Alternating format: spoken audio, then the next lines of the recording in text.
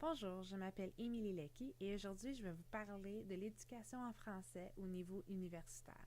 Plus précisément, je vais vous parler de ces cours dans le contexte de la préparation à l'entrée dans le marché du travail.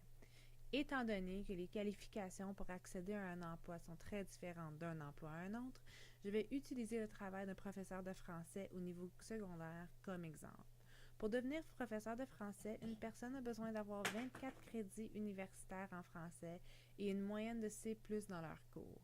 Ils ont aussi besoin de prendre un cours sur comment enseigner le français qui se fait en français.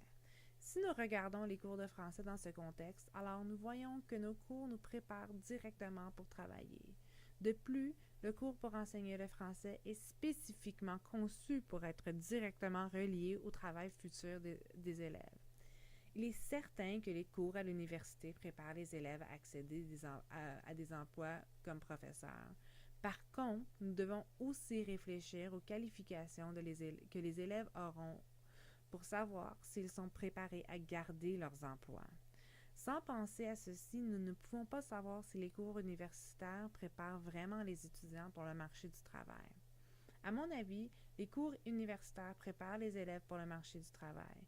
Je prends comme exemple le cours de français 3082, où les élèves ont appris à communiquer dans un langage de travail avec des professionnels qui travaillent en français. Cette sorte de préparation pratique aide les étudiants à être prêts pour la vraie vie beaucoup plus que de se pratiquer en français dans le contexte très spécifique de la salle de classe. Merci.